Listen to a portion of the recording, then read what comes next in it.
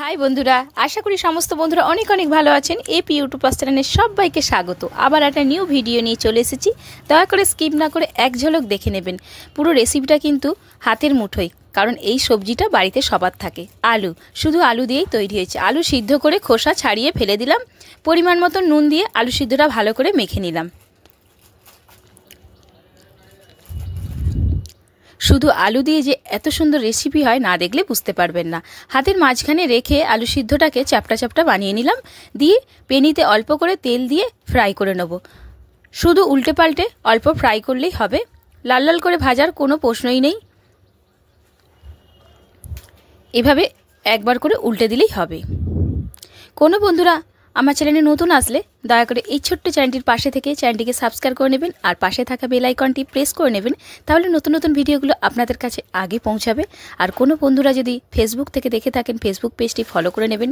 দেখুন আলুটা কিন্তু অল্প অল্পই ফ্রাই করে নামিয়ে নিয়েছি। কড়াতে সর্ষের তেল দিয়ে সাদা জিরে 1 চামচ দিয়ে দিলাম ফোড়ন।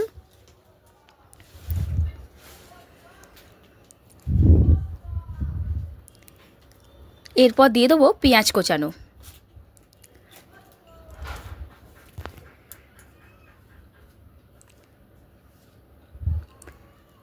পেঁয়াজটাও ভাজা হয়ে গেছে, এরপর দিয়ে দেবো আদা বাটা। এরপর দিয়ে দিলাম রসুন বাটা। পেঁয়াজের সাথে ভালো করে আদা রসুনটাও ভেজে নেব। এরপর দিয়ে দেবো টমেটো কোচানো।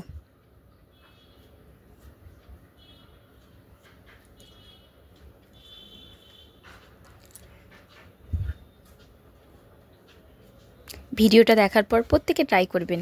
পরিমাণ মতন লঙ্কা গুঁড়ো, হলুদ গুঁড়ো, জিরে গুঁড়ো আর নুন।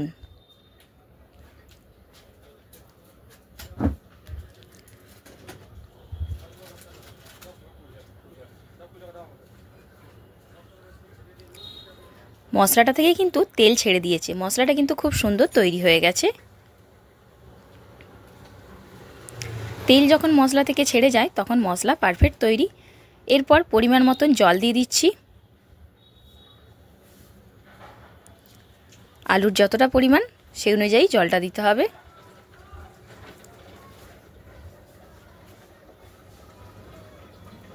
এবারে যখন ঝোলটা ফুটবে, আলু যে ফ্রাই করে রেখেছি এবারে দিয়ে দেবো।